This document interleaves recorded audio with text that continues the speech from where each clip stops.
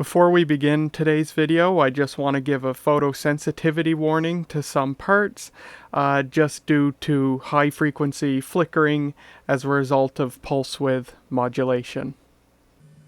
Hello everybody! I've got something a little bit different for you today.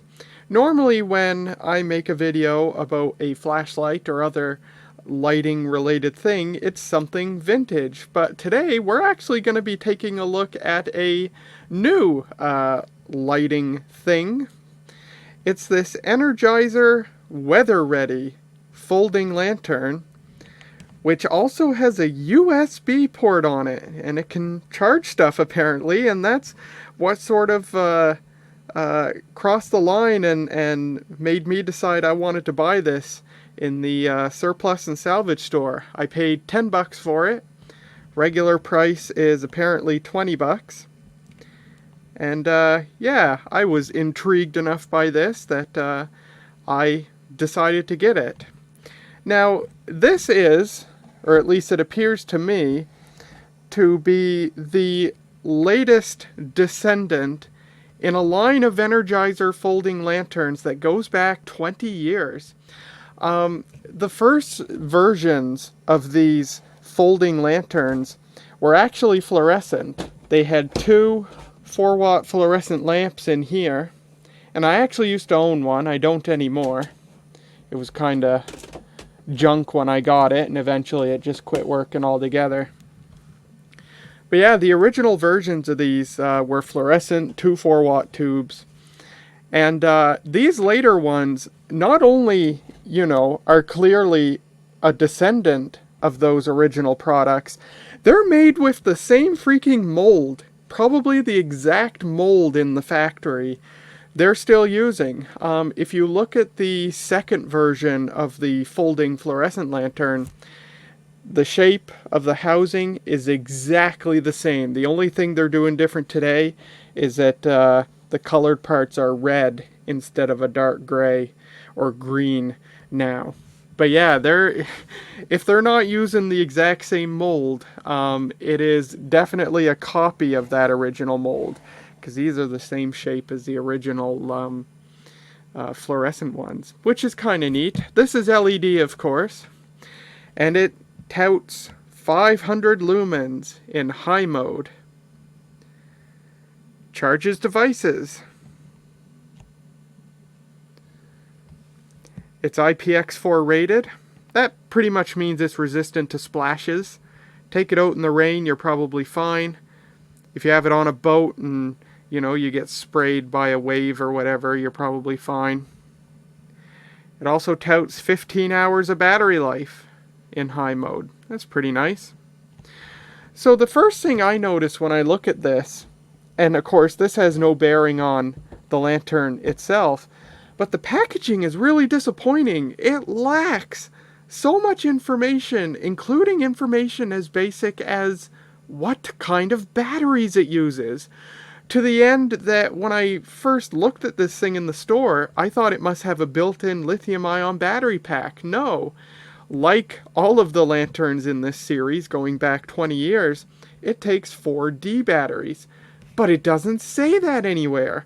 The only clue you get is that on the side here, it shows how to open the battery compartment to replace the batteries. 4D batteries, does not say what type of batteries it uses anywhere on here. Also information that's lacking, how much current is available from the USB port. Is that imperative information to know? No, but I think it would have been nice to put on there. At least by law, they have the information that gives you the lumens and the runtime for all the settings. 500 lumens for 15 hours, or it has a low mode, 100 lumens, for 350 hours. That's pretty darn impressive. Batteries and cable not included. So when I see an LED flashlight or lantern of some sort made by Energizer, I have pretty high hopes from the get-go, because I own this, which is probably my favorite flashlight that I've ever owned. It's an Energizer and it's all LED based, takes 4 AA batteries. And this is the best flashlight I've ever owned. It is so bright. The batteries in it right now are almost dead, so it's not very bright, but as you can see, still plenty bright. Wonderful LED flashlight. It can also dim down. You hold the power button, and you might not be able to see on camera, but it is dimming down. And there's the lowest setting. And it's also got this area light. And it's great. They don't use cold blue LEDs. These are like a bright white LED. Really nice LEDs in this. And again, it's dimmable. Hold the power button. And it dims down, and it runs for an extremely long time, especially when you dim it down. I love this thing.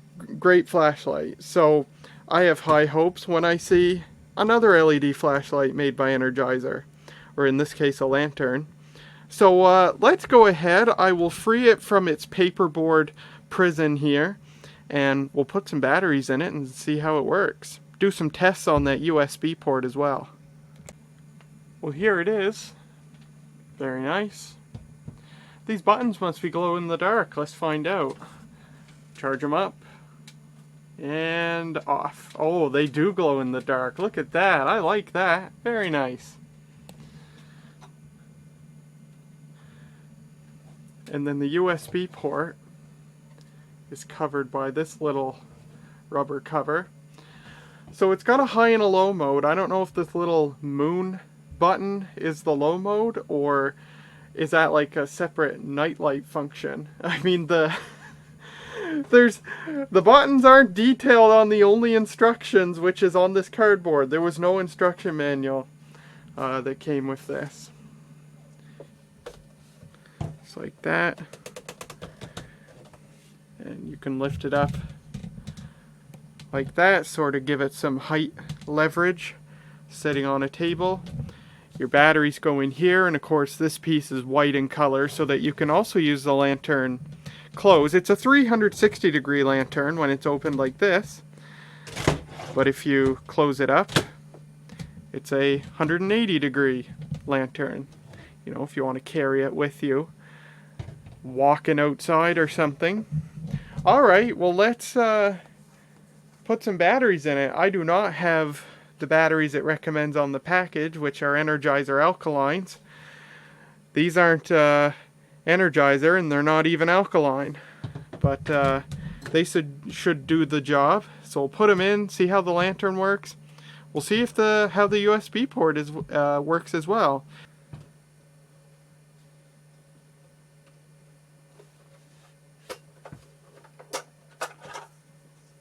There it is. Of course, I can't get over the poor quality, well, the complete lack of any instructions. It doesn't even say on the packaging that it has glow-in-the-dark buttons. Like, I feel like that's something that would be worth mentioning. So, just not a good effort on instructions or packaging or anything like that.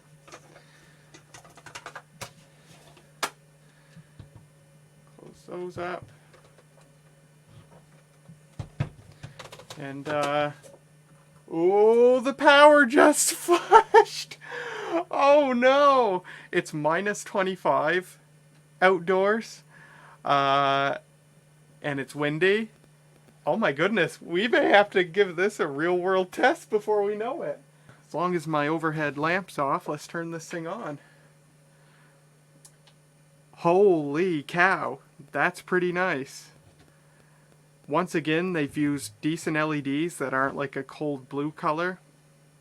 So this has sort of the same issue as this one has, in that the LEDs are at the top here and they're firing down.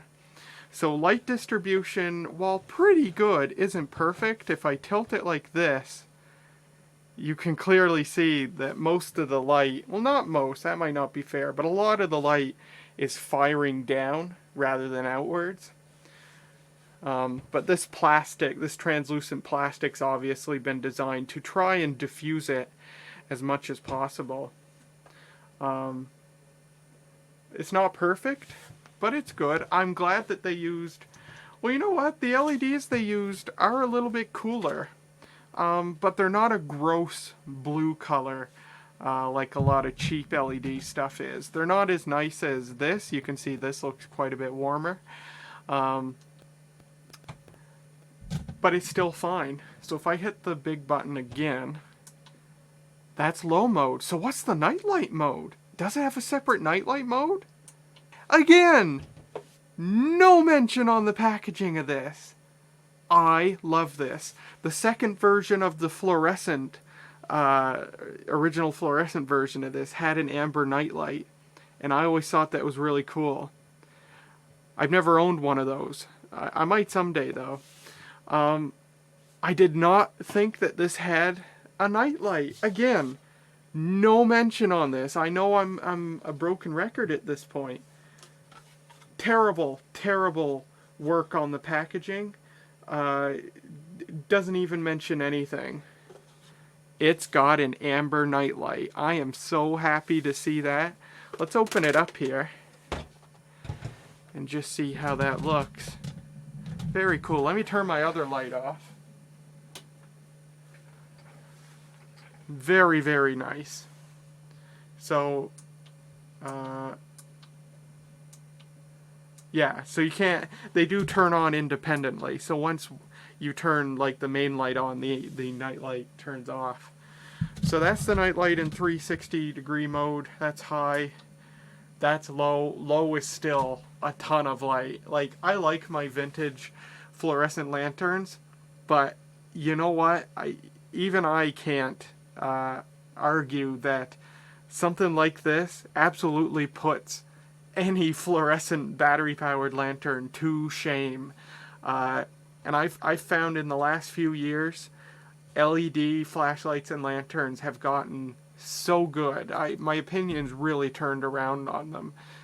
Modern LED battery-powered stuff is really, really good. Let me take off the tripod here. And here's what the room looks like on low power. Turn it to high power, and it lights everything right up. Really, really nice. Let me fold it back in here. Yeah, very, very impressive.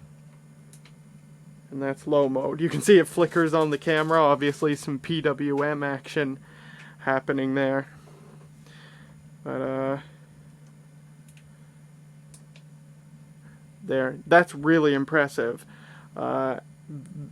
Quality of light, way better than I thought it would be. Although I expected that it would be pretty good. The only thing I wasn't sure about is, of course, this lantern is based on a 20-year-old design, so it's like, okay, they're still using a design from 20 years ago. You know, have they made it up to snuff as far as diffusing the LED light, and have they used proper modern quality LEDs? And the answer to all that is, yeah, they've done it. This is a really nice flashlight. But of course, we've only... Take a look at the nightlight again. Nightlight's really nice. That's very nice. Very comforting. I like that a lot. I think it's a bit more red on the camera right now, but it is a proper amber color. Very nice. So that leaves the USB port. How does that work? Now the batteries I've put in here, they're not even new. So I have no idea what, like, is it a boost regulator so that even if the batteries fall below 5 volts, it's going to keep working? I don't know. But I have a little device we can plug in, and it'll actually show the current being supplied by the USB port. So we'll do that and give it a test. Here's the reading from my little USB tool without anything plugged in. Puts out pretty much 5 volts, perfect. Interesting, once again, you know, because we didn't get a manual with this, it's something you never know until you find out, but when anything's plugged into the USB port, it only turns on in low mode. And actually, wow, it turns on in a lower than low mode when something's plugged into the USB port.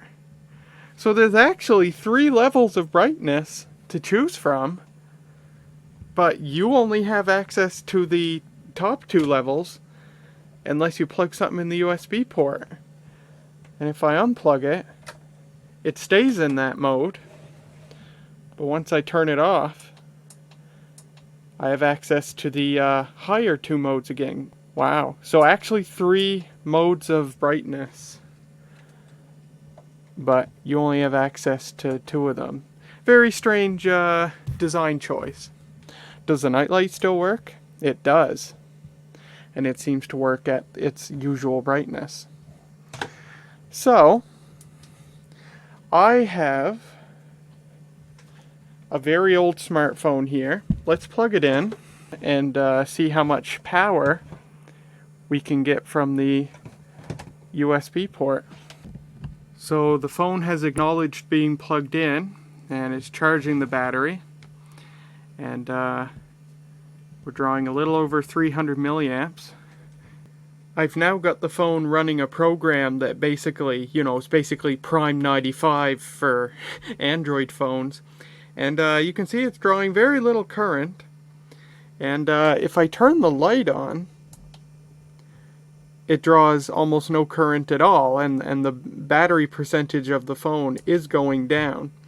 So I'm going to guess that it's because of the batteries I have in here. Maybe I should take my bench power supply, set it to 6 volts, and just wire it directly to the battery compartment to simulate a fresh set of batteries, and see how that changes it.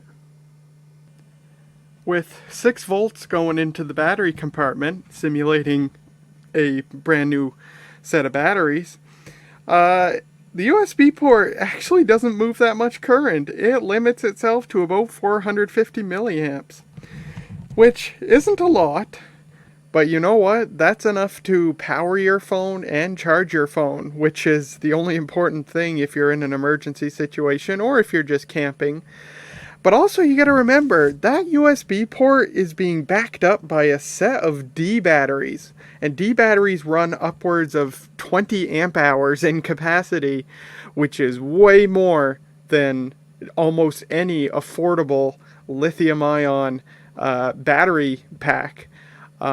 So even though it doesn't push a lot of current, this thing is still a very capable USB battery backup, because it could power your phone for days on a fresh set of batteries.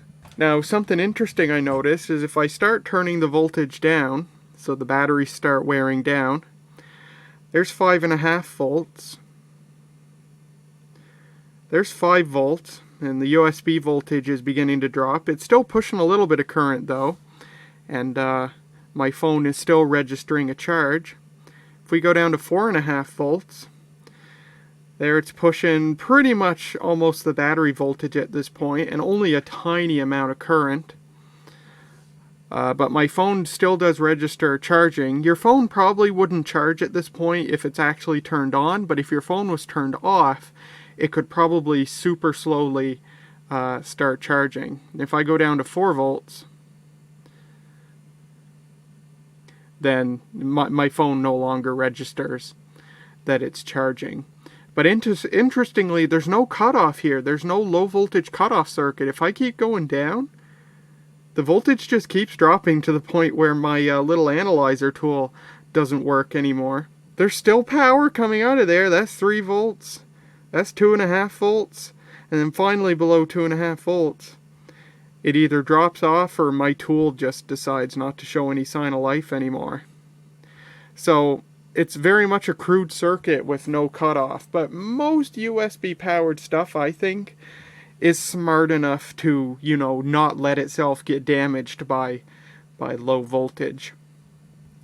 Something else I found interesting, if you turn the light on while you have something plugged into USB, even with perfectly fresh batteries, it severely reduces. Oh, it's not doing it this time. When I tried it before, it would severely reduce the current allowed out of the USB port down to like 70 milliamps or something. But it seems to not be doing that now. So I guess, depending on what happens and how your phone or whatever negotiates the charge current, you can use the light on its non-user accessible very low setting along with the USB port. I'm liking the way the light behaves relative to the batteries dying as well. So it's 6 volts, full power of course, and for anyone who's curious, it's drawing 2.6 amps. So like 13-14 watts of power, and I believe it with how bright these LEDs are. But if I start turning the voltage down, you really don't start seeing a significant reduction in brightness until about 4 volts. And it keeps going. Again, there is no cutoff point. There's 2.5 volts, so pretty much 2.5 volts is when it shuts off. But even at 3 volts, there's still plenty of light being generated. And at 4 volts, it's almost full brightness. And then back up to 6 volts. So it's really going to make good use of literally any batteries you have lying around. You know, if you've got just crappy, you know, maybe mismatched batteries and you have no idea how much life is left in them, you put them in this thing and it's probably going to light up. So really nice to see great use of battery power as well. Now, that begs the question, what if you put rechargeable batteries in here? Rechargeable D cell is going to have a nominal voltage of 1.2 volts. So that's 4.8 volts nominal on a set of rechargeable batteries. Well, if I go down to 4.8 volts, I notice almost zero reduction in brightness. How does the USB port behave? At a nominal 4.8 volts for rechargeable batteries, the USB port's obviously not outputting the full 5 volts and not as much current, but it is putting out some current, enough current that this phone is still registering that it's charging. So even if you use rechargeable batteries with their lower nominal voltage, light behaves pretty much just as good, and USB port still behaves adequately for use in an emergency situation. And of course, the nice thing about nickel cadmium and nickel metal hydride batteries is the discharge curve is very flat, which means that for most of the discharge cycle, that 1.2 volts is going to hold pretty much until there's no energy left in them, and then the voltage is really going to start dropping. So yeah, I don't see any reason why this lantern wouldn't be fine on rechargeable batteries as well. Well, that's about all there is to show of the Energizer WeatheReady folding LED lantern with USB port. I've got to say, overall, I'm really darn happy with this. There is a lot that I like about this. It's very bright. The light diffusion seems to be fine. The color quality of the LEDs is fine. They've used good LEDs. I like the nightlight function. I like that they're still doing that ever since the old fluorescent version of this lantern. And the USB port doesn't put out quite as much power as I thought it would, but it is adequate. It is perfectly fine, in my opinion. I wish that the user had access to that third really low brightness mode that appears to only be accessible by plugging something into the USB port. And really my biggest gripe of it all is that half the functions, they don't list them in any documentation. You don't get a manual with it. And none of this stuff is mentioned on the packaging, which is baffling to me, because there's so much that would be so easy to put on the package and make the lantern easier to sell. It's got glow-in-the-dark buttons, which I really like. It's got the amber nightlight. They don't mention that on the packaging. I really like that. And just info like how much current does the USB port supply, stuff like that. I wish they had mentioned on the package. But we figured it all out just by poking around on the lantern, and I'm sure most people will figure it out just like we did. So there you go. Yeah, really happy with this. For the retail price of 20 bucks, I think it's worth it. For the price I paid of 10 bucks, I think it's definitely worth it. Very happy with this. As much as I love my vintage fluorescent and incandescent lanterns, you can't go wrong with something like this. Modern LED lanterns today, they are so good. So much better. You know, I remember the early days of the first LED flashlights and lanterns. They had no idea how to manage the optics, the different optical properties of LEDs. The quality of the LEDs themselves were really gross blue light. And they are just so good today, you know, in the years since LEDs first started becoming a thing in flashlights and lanterns. So yeah, really happy with this. I think it's a very nice product, and it gets my seal of approval if that means anything. So there you go. Thank you so much for watching. I do hope you enjoyed a look at a modern piece of technology for a change. And I hope to see you back here next time in the next video. Bye for now.